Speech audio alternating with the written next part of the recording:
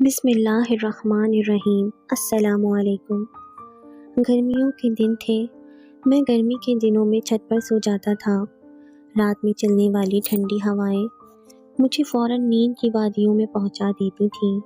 صبح بیدار ہونے پر میں خود کو تر و تازہ محسوس کرتا تھا۔ گرمی ان دنوں عروج پر تھی۔ دن گرمی اور لو کے تھپیڑے حال سے بحال کر دیتے تھے۔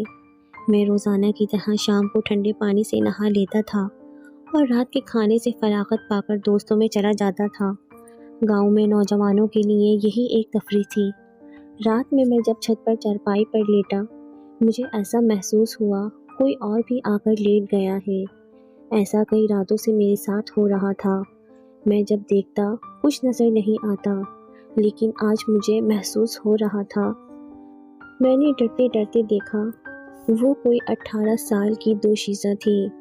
14ویں کی رات میں اس کا چہرہ دمک رہا تھا۔ گاؤں میں اتنی خوبصورت دوشیزہ میں نے نہیں دیکھی تھی۔ تم کون ہو؟ میں نے پوچھا۔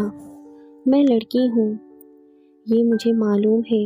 تمہارا نام کیا ہے اور کہاں رہتی ہو؟ یہاں کیسے آ گئی ہو؟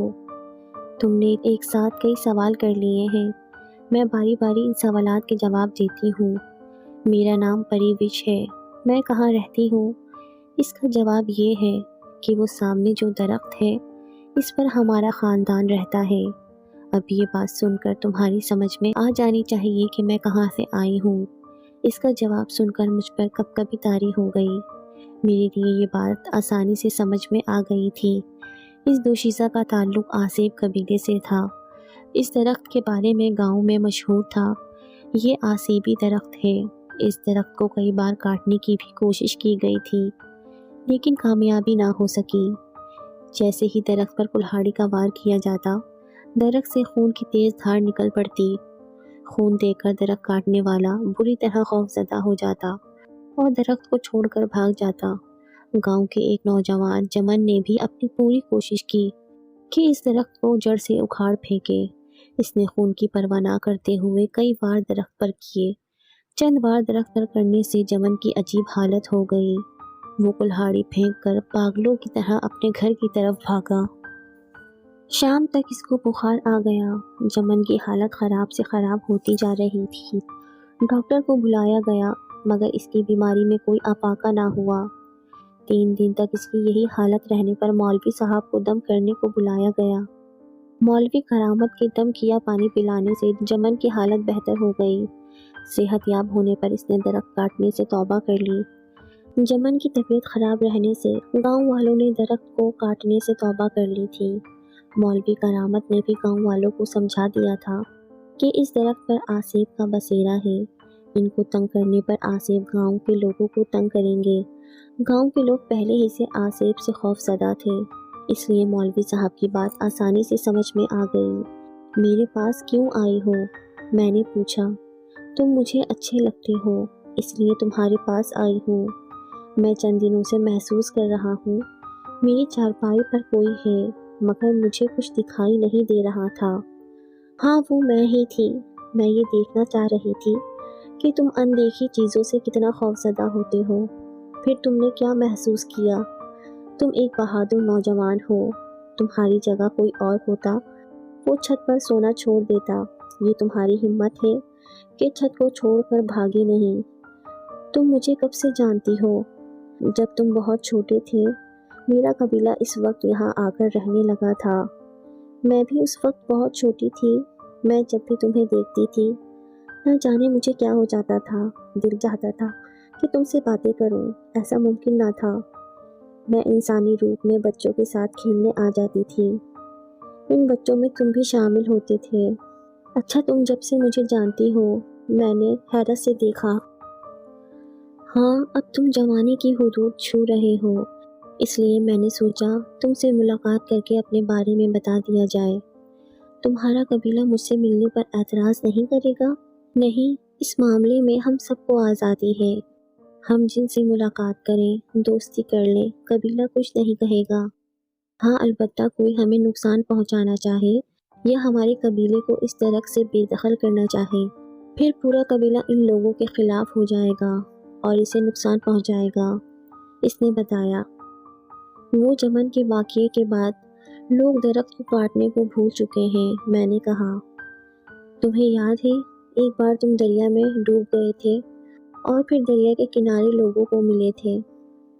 یہ میرے بچپن کا واقعہ ہے۔ میں اپنے دوستوں کے ساتھ دریا کی سیر کو گیا تھا۔ اچانک میرا پاؤں پانی کے اندر چلا گیا۔ میں نے خود کو سنبھالنے کی کوشش کی مگر میں دریا میں ڈوبتا چلا گیا۔ میں نے خوب ہاتھ پیر مارے مگر کامیابی نہ ملی۔ پیٹ میں پانی بھر گیا تھا۔ بے ہوش ہونے پر مجھے کچھ ہوش نہ رہا۔ میں نے کہا، جانتے ہو تمہیں دریا سے باہر نکال کر کس نے پھینکا تھا؟ میں بے ہوش ہو گیا تھا اس لیے کچھ پتہ نہیں چل سکا۔ وہ میں ہی تھی۔ میں نے تمہیں پانی سے نکال کر باہر پھینکا تھا ورنہ تم پانی کی تہہ میں چلے جاتے اور غوطہ خور جب تک تم تک پہنچتے تمہارا انتقال ہو چکا ہوتا۔ وہ بالکل ٹھیک بتا رہی تھی۔ میرے گھر اور دیگر لوگ اس بات پر حیران تھے کہ پانی کی تہہ میں جانے پر میں کیسے باہر آ گیا تھا۔ تمہارے دوستوں کے گروپ میں قاسم سب سے طاقتور لڑکا تھا۔ ہاں، مجھے اچھی طرح یاد ہے۔ اس کا ایک ہاتھ بھی کسی لڑکے کو لگ جائے اسے دن میں تارے نظر آ جاتے تھے۔ میں نے کہا، ایک دن قاسم نے تم سے بھی جھگڑا کر لیا تھا اور وہ تمہیں بھرپور زخمی کر دینا چاہتا تھا۔ اس نے ایک دو گھونسے بھی تمہیں مارے تھے۔ تم پھر اچانک اٹھے اور قاسم کو پیٹ کر رکھ دیا۔ تمہارے دوست اور قاسم حیرت زدہ رہ گئے تھے کہ تم میں اتنی جان کہاں سے آ گئی۔ وہ میں ہی تھی جس نے تمہارے اندر اتنی طاقت بھر دی تھی۔ کسی سے باہر نہ ماننے والا قاسم تمہارے سامنے ٹھیر ہو کر رہ گیا تھا۔ اس نے بتایا۔ وہ درست ہی کہہ رہی تھی۔ اس دن اگر وہ میری مدد نہ کرتی تو قاسم مجھے مار مار کر ٹھیر کر دیتا۔ رات میں اس سے ملاقات ہونے پر ملاقاتوں کا سلسلہ چل نکلا۔ وہ مجھے ہی نظر آتی تھی۔ اس بات کا اندازہ مجھے اس طرح ہوا، میری والدہ ایک دن کسی کام سے چھت پر آئیں اور مجھ سے کہنے لگیں، جمال بیٹا، تم کس سے باتیں کر رہے ہو؟ یہاں پر تو کوئی بھی نہیں ہے۔ ارے امی جان، آپ کب اچانک چھت پر آ گئیں؟ میں نے پوچھا۔ ابھی آئی ہوں۔ بیٹے، تمہاری طبیعت تو ٹھیک ہے نا؟ ہاں بالکل ٹھیک ہے۔ پھر کس سے باتیں کر رہی ہو؟ یہاں پر مجھے کوئی بھی نظر نہیں آ رہا۔ جب کوئی نظر نہیں آ رہا اس کا مطلب ہے یہاں پر کوئی نہیں ہے۔ میں یہی بات کر رہی ہوں بیٹا، یہاں کوئی نہیں ہے۔ تم کس سے باتیں کر رہے ہو؟ اپنے آپ سے۔ کیا تم پاگل ہو گئے ہو جو اپنے آپ سے باتیں کر رہے ہو؟ امی جان، انسان کو خود سے بھی بات کر لینی چاہیے۔ میں نے کہا، اچھا زیادہ باتیں مت بناؤ اور سو جاؤ، رات بہت ہو گئی ہے۔ امی جان نے کہا۔ میں نے اس کی طرف دیکھا۔ تمہاری امی ٹھیک کہہ رہی ہیں، تم سو جاؤ۔ اور تم؟ میں چاند کی روشنی میں دیکھتی رہوں گی، وہ ہنستے ہوئے بولی۔ تم نے پھر خود سے بات کرنی شروع کر دی۔ مجھے لگ رہا ہے تمہیں مولوی صاحب کو دکھانا پڑے گا، امی جان نے کہا۔ امی، مولوی صاحب کو زحمت نہ دیں، میں سو جاتا ہوں، میں نے اپنے اوپر چادر تانتے ہوئے کہا۔ میری چارپائی پر سیدھا لیٹ جانے پر امی جان چلی گئیں۔ تم نے مجھے مروا ہی دیا تھا۔ امی جان کے جانے پر میں نے اس سے کہا، سو جاؤ ورنہ تمہاری آواز سن کر دوبارہ چھت پر امی جان آ جائیں گی اور حقیقت میں مولوی صاحب کے پاس علاج کو لے جائیں گی۔ تم ٹھیک کہہ رہی ہو، یہ کہتے ہوئے میں واقعی سونے لیٹ گیا۔ دوسرے دن شام کو گھر لوٹنے پر ابا جان نے مجھے بلایا اور پوچھا، جمال بیٹے، تمہارے ساتھ کیا مسئلہ ہے؟ میرے ساتھ کوئی مسئلہ نہیں ہے، میں نے کہا۔ تمہاری امی کہہ رہی ہیں کہ تم رات کو چھت پر اپنے آپ سے باتیں کرتے ہو، یہ کوئی اچھی علامت نہیں ہے۔ میں ان کی بات سن کر پریشان ہو گیا۔ تمہارے ساتھ واقعی کوئی پرابلم وغیرہ ہے تو بتاؤ، تاکہ مولوی صاحب یا کسی اچھے ڈاکٹر سے تمہارے علاج کے سلسلے میں بات کی جائے۔ ابا جان، ایسی کوئی بات نہیں ہے، امی جان کو وہم ہو گیا ہے۔ وہم ہو گیا ہے؟ ابا جان چونکے۔ رات پڑوس سے ٹیلی ویژن پروگرام چلنے کی آواز آ رہی تھی۔ وہ سمجھی میں خود سے باتیں کر رہا ہوں۔ اچھا، یہ بات ہے، ٹھیک ہے۔ ویسے جمال بیٹے، اگر واقعی تمہیں کسی قسم کی کوئی پرابلم ہو تو مجھے بتا دینا۔ ابا جان بے فکر رہیں، مجھے کچھ ہونے پر میں آپ کو ضرور بتاؤں گا۔ ویسے میرا ابھی پاگل ہونے کا کوئی ارادہ نہیں ہے۔ پاگل ہونے کے لیے کسی ارادے کی ضرورت نہیں ہوتی، انسان اچانک پاگل ہو جاتا ہے۔ ابا جان نے میری معلومات میں اضافہ کیا۔ میں جی جی کر کے خاموش ہو گیا۔ میرا خیال تھا بات آئی گئی ہو گئی ہے، یہ میرا خیال غلط نکلا۔ امی جان نے رات میں میری جاسوسی شروع کر دی تھی۔ وہ دبے پاؤں چھت پر آ کر مجھے دیکھنے لگی تھیں۔ پری وش کو امی جان بھی اس جاسوسی کا علم ہو گیا تھا، اس لیے وہ چھت پر آنے سے کترانے لگی تھی۔ وہ جب چھت پر آتی، اس کی نظریں سیڑھیوں پر ہوتی۔ جیسے ہی امی جان دبے پاؤں سیڑھیاں چڑھنے لگتی، اسے خبر ہو جاتی اور وہ اپنے ہونٹوں پر انگلی رکھ کر خاموش ہونے کا اشارہ کرتی۔ میں خاموش ہو کر چارپائی پر سیدھا لیٹ جاتا۔ امی جان مجھے سوتا دیکھ کر چلی جاتی۔ سچی بات یہ ہے کہ پری وش مجھے بہت پسند کرتی تھی اور میں اسے کھونا نہیں چاہتا تھا۔ عشق ہے ہی ایسی چیز جس پر دل آ جائے پھر اس سے جدا ہونے کو دل نہیں کرتا۔ ہم دونوں میں محبت کا جذبہ پروان چڑھنے لگا۔ وہ مجھے بچپن سے پسند کرتی تھی اور میں جوان ہونے پر اسے چاہنے لگا تھا۔ اس کے خوبصورت نقش و نگار، دو دیاہی رنگت جو میری کمزوری تھی۔ ہم دونوں بہت احتیاط برت رہے تھے، پھر بھی امی جان کو مجھ پر شک ہو گیا تھا کہ معاملہ گڑبڑ ہے۔ وہ مولوی کرامت کو لے آئیں۔ مولوی صاحب نے گھر میں گھستے ہی کچھ پڑھنا شروع کر دیا۔ مجھے اس گھر پر آسیب کے آثار نظر آ رہے ہیں۔ ہم خود آسیب ہیں، اس لیے تمہیں آسیب کے اثرات محسوس ہو رہے ہیں، میں نے کہا۔ جمال تم خاموش رہو، جب تم سے کچھ پوچھا جائے پھر بولنا، امی جان نے مجھے ڈانٹا۔ یہ خود نہیں بول رہا، آسیب اس سے بلوا رہا ہے۔ کیا آسیب اسے یہ بات کہلوا رہا ہے؟ امی چونکی۔ ہاں، اس کو بولنے دو تاکہ آسیب کا اصل روپ سامنے کھل کر آ جائے کہ وہ تم لوگوں کو پریشان کرنا چاہ رہا ہے، مولوی صاحب نے کہا۔ اس کی بات سن کر امی جان گہری سوچ میں پڑ گئی۔ امی جان کا شک یقین میں بدل گیا تھا۔ میں نے پڑھائی کر دی ہے اور پانی دے رہا ہوں، اسے گھر کے چاروں کونوں میں چھڑک دینا۔ مولوی صاحب نے کچھ دیر ایک جگہ بیٹھ کر پڑھائی کر دی تھی اور پانی پر دم بھی کر دیا تھا۔ وہ کیوں نہیں آئی؟ صبح ہونے پر میں ناشتہ کر کے گھر سے کام کرنے نکل گیا۔ شام گئے جب میں گھر لوٹ رہا تھا، کسی نے مجھے آواز دی۔ میں نے وہاں دیکھا جہاں سے آواز آئی تھی، ایک درخت کے نیچے وہ کھڑی نظر آئی۔ میں اس کے پاس گیا اور اس کے رات کو چھت پر نہ آنے کی شکایت کی۔ میں اب تمہارے چھت پر نہیں آ سکتی۔ کیوں؟ میں نے پوچھا۔ میں تم سے ناراض ہوں۔ مجھ سے کیوں ناراض ہو؟ تم نے اپنی امی کو گھر میں دم کرنے دیا، پانی چھڑکنے سے بھی نہیں روکا۔ یہ ٹھیک ہے کہ وہ مولوی صاحب کو پڑھائی کرانے کو لائیں تھیں، لیکن تم اس کو روک سکتے تھے۔ ہاں، میں روک سکتا تھا، میں نے نہیں روکا۔ لیکن تم کیوں نہیں آئیں؟ اس لیے کہ دم کیے پانی کی بدولت میں اس گھر میں نہیں آ سکتی۔ پھر اب کیا ہوگا؟ کسی طرح تم وہ دم کیا ہوا پانی بوتل سے خالی کر دو اور اس جگہ بغیر دم کیا ہوا پانی بوتل میں بھر دو، اس نے کہا۔ اس کی تجویز اچھی تھی۔ میں نے گھر لوٹنے پر ایسا ہی کیا۔ موقع دیکھ کر دم کیے پانی کی بوتل خالی کر دی اور اس کی جگہ عام پانی بھر دیا۔ امی کو بھی میری اس کارروائی پر ذرا شک نہ ہوا۔ وہ روزانہ اس پانی کو مولوی صاحب کا دم کیا ہوا پانی سمجھ کر گھر کے چاروں کونوں میں ڈالتی رہی۔ دوسرے دن جب میں نے اپنی کارروائی کا بتایا، وہ خوش ہو گئی۔ یہ تم نے بہت اچھا کام کر دیا، اب میرے تمہارے گھر آنے پر کوئی رکاوٹ نہیں رہے گی۔ آج رات تم آؤ گی نا؟ میں نے بے تابی سے پوچھا۔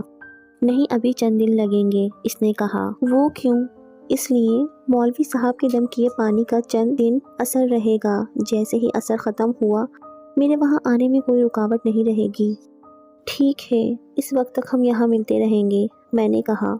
چند دن گزرنے پر وہ پھر سے چھت پر آ گئی اور ہم دونوں کی ملاقاتیں روزانہ ہونے لگیں۔ ابھی گرمیاں تھیں، ہم چھت پر ملاقات کر لیتے تھے۔ جب گرمیاں رخصت ہو کر سردیاں آ گئیں، پھر ہماری ملاقاتیں کہاں ہوں گی؟ میں نے پوچھا۔ تمہارے کمرے میں ہوا کریں گی۔ اچھا، واقعی؟ میں نے حیرت سے پوچھا۔ تمہیں ایک کام کرنا ہوگا، وہ بولی۔ کون سا کام؟ رات میں سونے سے قبل دروازے کی کھڑکی کھول دیا کرنا، میں کھڑکی کے راستے تمہارے کمرے میں آ جایا کروں گی، میں نے خوشی کا اظہار کرتے ہوئے کہا۔ امی جان بھی خوش تھیں کہ ان کے پاس مولوی صاحب کا دم کیا ہوا پانی ہے، اس کی بدولت کوئی آسیب گھر میں داخل نہیں ہوگا۔ اس لیے وہ باقاعدگی سے نماز عصر کے بعد گھر کے چاروں کونوں میں پانی ڈالنا نہیں بھولتی تھیں۔ ان کو خطرہ تھا کہیں پانی کے نہ چھڑکنے پر آصف دوبارہ گھر میں نہ آنا شروع کر دے۔ 1 ماہ گزرنے پر میری والدہ کو مجھ پر شک ہو گیا۔ انہوں نے مجھے پری وش سے باتیں کرتا دیکھ لیا تھا۔ مولوی صاحب ایک بار پھر ہمارے گھر آ گئے اور گھر کے صحن میں بیٹھ کر پڑھائی شروع کر دی۔ کچھ دیر پڑھائی کر کے وہ غصے سے میری طرف دیکھنے لگے۔ تم نے اسے گھر میں بلانے کی وجہ سے پانی ہی بدل دیا ہے، بہت غلط بات ہے۔ میں خاموش رہا۔ میں نے جو کام خاموشی اور رازداری سے کیا تھا وہ پڑھائی کے زور پر مولوی صاحب سے چھپ نہ سکا۔ والدہ بھی مجھے قہر آلود نگاہوں سے دیکھ رہی تھیں۔ تمہیں اس سے پیار ہو گیا ہے، اس لیے محبت کے ہاتھوں مجبور ہو کر یہ کام کر رہے ہو۔ تم جانتے ہو وہ آصف ہے، پھر بھی اس سے عشق لڑا رہے ہو۔ باز آ جاؤ ورنہ آصف تمہیں کچھ بھی نقصان پہنچا سکتے ہیں، مولوی صاحب نے کہا۔ مولوی صاحب کو جواب دینے کے بجائے میں خاموش رہا، ورنہ امی جان بھی مولوی صاحب کی طرح شروع ہو جاتی۔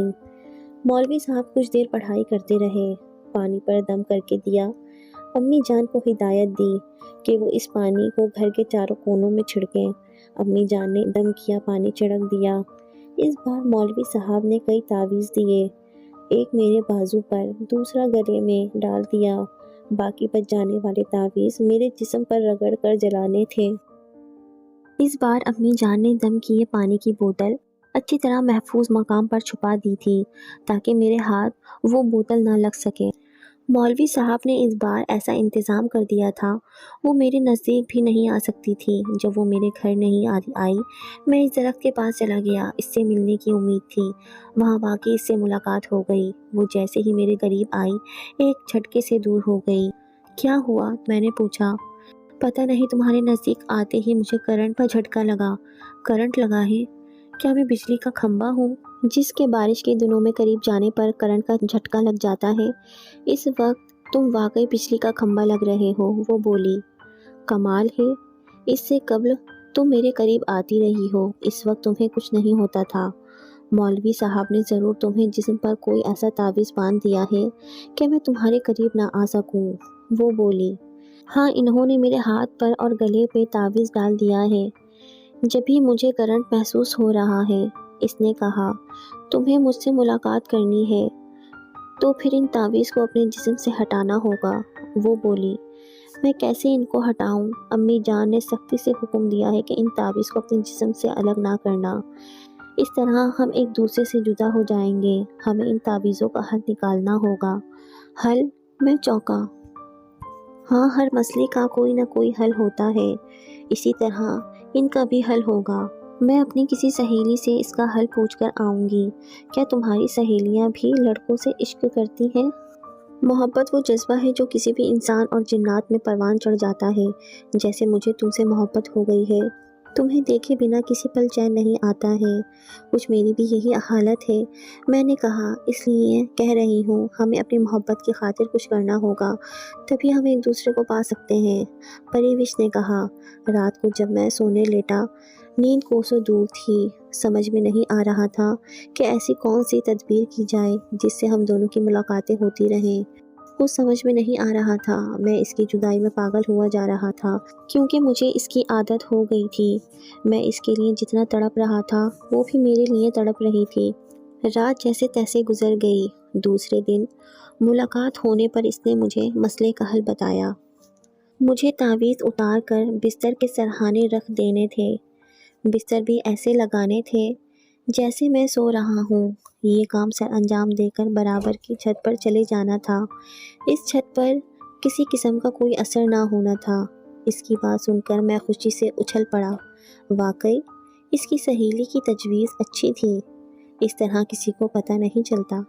دراصل ہمارے برابر کا مکان خالی پڑا تھا، ایک دکاندار نے اسے کرائے پر لیا ہوا تھا اور اس مکان کو گودام کے طور پر استعمال کرتا تھا۔ چھت پر ہماری ملاقات کرنے میں کوئی دشواری نہیں ہوتی۔ رات سے ہی ہم نے اس بات پر عمل شروع کر دیا۔ محلے کے دوسرے مکانوں کی نسبت وہ گھر اونچا تھا اور دیواریں بھی اتنی بنی ہوئی تھیں کہ کوئی چھت پر لیٹ جائے وہ نظر نہیں آتا۔ اس سے چھت پر ملاقات پر دل خوش ہو گیا۔ یہ سلسلہ کئی دن چلتا رہا، کسی کو بھی ہماری ملاقات کرنے کا پتہ نہیں چلا۔ ایک دن میں چھت پر بستر کر کے دوسری چھت پر چلا گیا۔ مجھے یہ بھی خیال نہ رہا کہ بستر کو ایسا کرنا ہے کہ دور سے دیکھنے پر میں سویا ہوا محسوس ہوں۔ دراصل اس سے روزانہ ملاقاتیں کرتے رہنے پر مجھ پر بہت خود اعتمادی آ گئی تھی۔ اچانک امی جان کسی کام سے چھت پر آ گئیں۔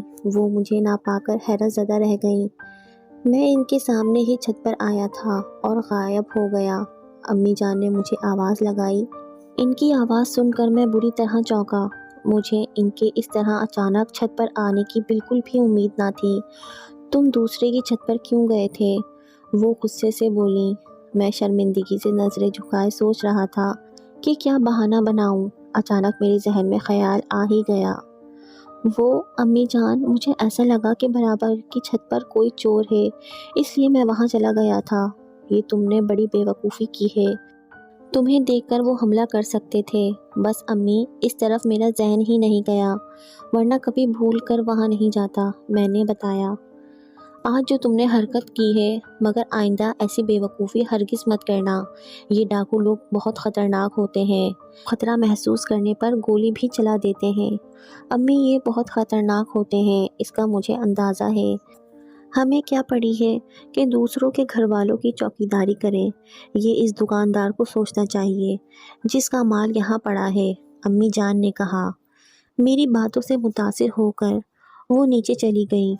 آج وہ اداس دکھائی دے رہی تھی۔ اسے اداس دیکھ کر میں بھی پریشان ہو گیا۔ کیا بات ہے؟ تم اتنے پریشان اور اداس کیوں ہو؟ میں نے پوچھا۔ بات ایسی ہے، میں عنقریب تم سے دور چلی جاؤں گی۔ دور چلی جاؤ گی؟ لیکن کیوں؟ کراچی میں ایک عامل بابا جس کا نام بدرو بنگالی ہے، وہ کالے علم کا ماہر سمجھا جاتا ہے۔ اس نے بہت سارے موکل جادو کے زور پر اپنے قبضے میں کیے ہوئے ہیں، اور وہ ان سے وہ عمل کرواتا ہے جو وہ خود نہیں کر سکتا۔ اس کو اپنے کسی عمل کے ذریعے ہمارے خاندان کی ضرورت ہے۔ وہ ہم سب کو جادو کے زور پر قابو کرنے کی غرض سے کوئی خاص عمل کر رہا ہے۔ اگر 15 دن اور وہ یہ عمل کرنے میں کامیاب ہو گیا تو ہم سب اس کے قیدی بن جائیں گے، اور وہ جو عمل ہم سے کروانا چاہے گا وہ عمل ہمیں کرنا پڑے گا، اور وہ ہمیں نہیں چھوڑے گا۔ اس نے بتایا، یہ واقعی بڑی خطرناک بات ہے۔ کیا اس کا کوئی حل نہیں جس کے ذریعے وہ تم سب کی جان چھوڑ دے؟ میں نے کہا، ہاں، اس کا ایک آسان حل ہے۔ اچھا، وہ کیا ہے؟ وہ یہ ہے کہ بدرو جادوگر ہمارے درخت کے نیچے رات میں 12 بجے بیٹھ کر اپنا عمل کرتا ہے۔ ہم یہ درخت اور یہ ملک چھوڑ کر کسی دوسرے ملک جا رہے ہیں، اور یہاں کا رخ نہ کریں تب بچ سکتے ہیں۔ کوئی اور صورت نہیں ہے؟ میں نے پوچھا۔ نہیں، یہی حل ہے، کیونکہ ہمارے بزرگوں نے اس مسئلے پر سوچا ہے۔ اس کا آسان طریقہ یہی ہے۔ اس طرح تم مجھ سے ہمیشہ کے لیے دور ہو جاؤ گی۔ میں نے کہا، اس بات کا مجھے بھی دکھ ہے، جہاں بھی ہم جائیں گے تم وہاں نہیں ہوگے۔ میں اس جادوگر کو رات میں وہ خطرناک عمل کرنے سے روکوں گا۔ میں نے کہا، ایسی غلطی مت کرنا۔ کیوں؟ میں نے پوچھا۔ جادوگر جب اپنا خاص عمل کرنے کو وہاں بیٹھتا ہے، وہ اپنے موکل چھوڑ دیتا ہے۔ کوئی اس جادوگر کو عمل ختم کرنے کو کہیں یا اسے نقصان پہنچانے کی کوشش کریں، اس کے موکل اس شخص کا کام تمام کر دیتے ہیں۔ اس لیے میں تمہیں یہ ہرگز مشورہ نہیں دوں گی کہ ایسا کوئی کام کرو جس کے نتیجے میں تمہاری جان چلی جائے۔ وہ بولی، تم مجھے بہت یاد آؤ گی، میں بھی تم کو کبھی نہ بھلا سکوں گی۔ کیا ایسا بھی ممکن نہیں ہے کہ تم 5 سال یا جادوگر کے مرنے پر لوٹ آؤ؟ ہم یہاں سے چلے بھی جائیں، جادوگر یہاں بیٹھ کر عمل کر جائے گا۔ جب یہاں لوٹیں گے اس کی قید میں آ جائیں گے، یا اس کی گدی پر اس کے بیٹے کے بیٹھنے پر ہم سب اس کے قیدی ہوں گے۔ اس لیے ہمارا خاندان یہاں آنے کی کبھی ایسی حماقت نہیں کرے گا۔ اس نے بتایا، جادوگر کے عمل پورا ہونے میں ابھی 10 دن باقی تھے۔ اس کا خاندان اس درخت سے چلا گیا۔ میں نے دیکھا، ان کے جانے پر بھی وہ جادوگر درخت کے نیچے اپنا خاص عمل کرتا رہا۔ عمل پورا ہونے پر وہاں سے چلا گیا۔ مجھے اس سے ملاقات کی عادت پڑ چکی تھی۔ اکثر مجھے راتوں کو نیند نہ آتی، ہر وقت پری وش کے تصور میں ڈوبا رہتا تھا۔ میری کیفیت ایک مجنوں کی ہو گئی تھی۔ دن بھر ٹھیک طریقے سے اپنے کام نمٹا لیتا تھا، لیکن رات ہونے پر پھر اس کی یاد ستانے لگتی تھی۔ خاص کر 14ویں کی رات میں مجھے چاند میں اس کی صورت نظر آنے لگتی تھی۔ ایسے میں اپنے رب سے دعا کرتا تھا کہ وہ جہاں بھی رہے خوش رہے، اسے کوئی جادوگر تنگ نہ کرے۔ میری شادی ہو چکی ہے، بیوی بھی ہے جو بہت خوبصورت ہے، ماشاء اللہ سے 2 بیٹے بھی ہو چکے ہیں۔ اکثر اس کی یاد آ جانے پر میں رنجیدہ ہو جاتا ہوں۔ مجھے افسردہ دیکھ کر میری بیوی فرزانہ پوچھتی ہے، کیا بات ہے، اتنے افسردہ کیوں ہو؟ میں کہتا ہوں، کسی دوست کی یاد آ گئی تھی۔ وہ مسکرا دیتی تھی اور کہتی تھی، کوئی خاص دوست ہوگا؟ میں کہتا ہوں، ہاں بیگم، خاص دوست کی یاد آنے پر ہی دل اداس ہو جاتا ہے۔ میری بات پر بیگم کھلکھلا کر ہنس دیتی ہے۔ امید کرتی ہوں آپ کو میری یہ کہانی بے حد پسند آئی ہوگی۔ اگر آپ کو میری یہ کہانی پسند آئی ہے تو میرے چینل کو سبسکرائب کریں، فیملی فرینڈز کے ساتھ شیئر کریں۔ پھر ملتے ہیں